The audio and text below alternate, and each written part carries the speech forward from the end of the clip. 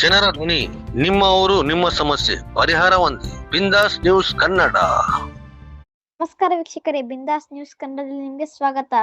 ಹರಿಹರದಲ್ಲಿ ಬೀದಿ ನಾಯಿಗಳ ಹಾವಳಿ, 11 ಕೋಳಿಗಳನ್ನು ಹರಿದು ತಿಂದು ನಾಯಿಗಳ ಹಿಂಡು.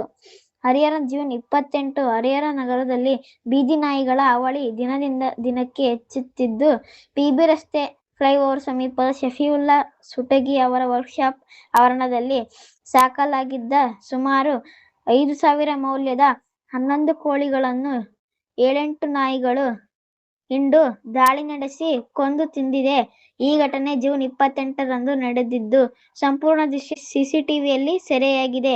ಈ ಹಿಂದೆ ಕಾಳಿದಾಸ ನಗರದಲ್ಲಿ ಬಾಲಕನನ್ನು ನಾಯಿಗಳು ಬೆನ್ನಟ್ಟಿದ ಪರಿಣಾಮ ಆತ ಚರಂಡಿಗೆ ಬಿದ್ದು ಗಂಭೀರವಾಗಿ ಗಾಯಗೊಂಡಿದ್ದ ಘಟನೆ ಹಾಗೂ ಕರುವಿನ ಮೇಲೆ ದಾಳಿ ನಡೆದ ಪ್ರಕರಣಗಳು ಕೂಡ ಸಾರ್ವಜನಿಕರಲ್ಲಿ ಆತಂಕ ಹೆಚ್ಚಿಸಿವೆ. ನಗರದಲ್ಲಿ ಬೀದಿ ನಾಯಿಗಳ ಹಾವಳಿ ನಿಯಂತ್ರಣಕ್ಕೆ ನಗರಸಭೆ ತಕ್ಷಣವೇ ಕ್ರಮ ಕೈಗೊಂಡು ಸಂತಾನಹರಣ, ಲಸಿಕೆ ಹಾಗೂ ಸಮರ್ಪಕ ನಿರ್ವಹಣೆ ಮಾಡಬೇಕು ಎಂದು ಸಾರ್ವಜನಿಕರು ಆಗ್ರಹಿಸಿದರು.